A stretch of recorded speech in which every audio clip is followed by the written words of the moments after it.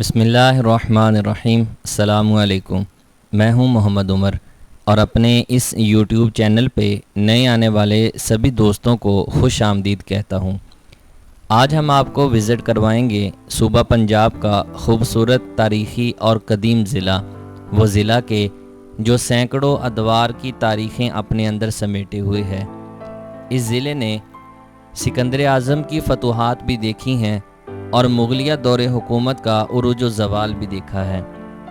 راجہ رنجیت سنگھ کو گورنر لاہور سے فاتح پنجاب بنتے بھی دیکھا ہے اور بٹوارے کے وقت اپنی جانوں کے نذرانے دیتے ہوئے اپنے پیاروں کی میتوں کو اپنے ہاتھوں پہ اٹھائے اس خطے میں داخل ہوتے ہوئے مظلوم لوگوں کی کہانیوں کا بغور مشاہدہ کیا ہے۔ یہ ضلع صوبہ پنجاب کا خوبصورت قدیم اور تاریخی ضلع چنیوٹ ہے۔ اس شہر کی بنیاد کب رکھی گئی، اس حوالے سے ماہرین کا ماننا ہے، جسے مشہور مورخ لکشمی نارائن نے اپنی کتاب چنیوٹ کی تاریخ میں لکھا ہے کہ 326 قبل مسیح کے اندر راجہ چندر گپت موریہ کی ملکہ رانی چندن ان علاقوں کے اندر شکار کی غرض سے آیا کرتی تھیں۔ کوئی آبادی نہ ہونے کی وجہ سے ملکہ نے ان علاقوں کے اندر ایک سرائے کو تعمیر کرنے کا فیصلہ کیا۔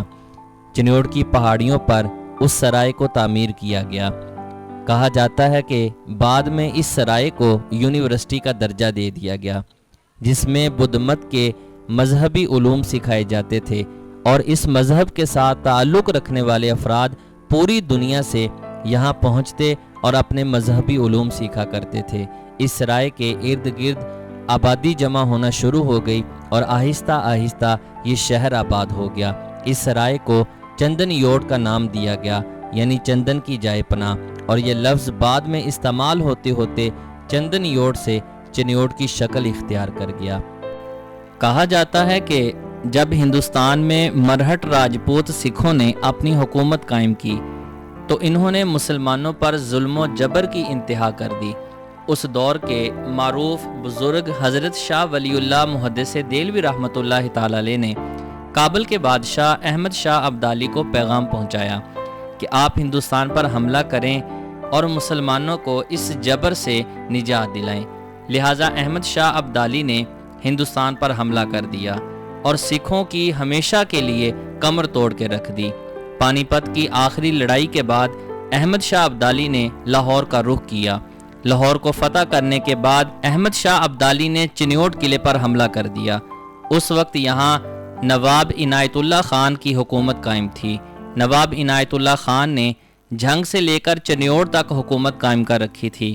کہا جاتا ہے کہ احمد شاہ ابدالی کا حملہ اتنا زبردست تھا کہ نواب عنایت اللہ نے ہتھیار ڈال دیے اور قلعہ پٹھانوں کے حوالے کر کے خود یہاں سے فرار ہو گیا۔ احمد شاہ ابدالی نے اپنے پوتے اور بہادر جرنیل مقصود خان درانی کو چنیوٹ کا گورنر مقرر کر دیا۔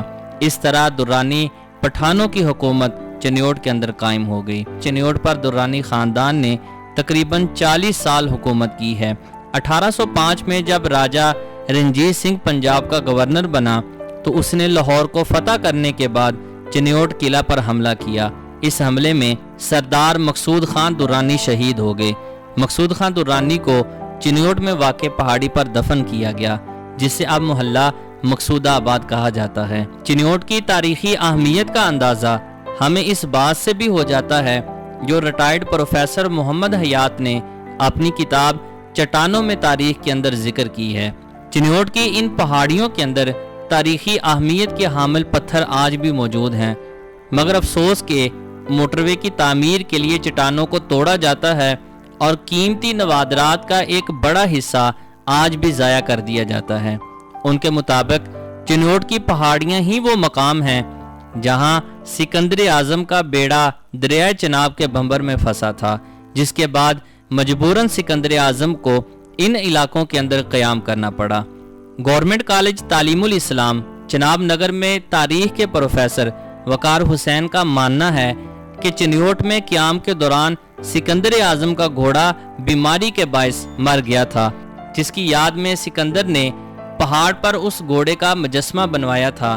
ان کے مطابق مقامی لوگ توہم پرستی کے سبب اس قدیم مجسمے سے منتیں مانگنے لگے تھے، جس کے بعد 2005 میں تاریخی اہمیت رکھنے والے اس مجسمہ کو چند افراد نے بارود کی مدد سے تباہ کر دیا۔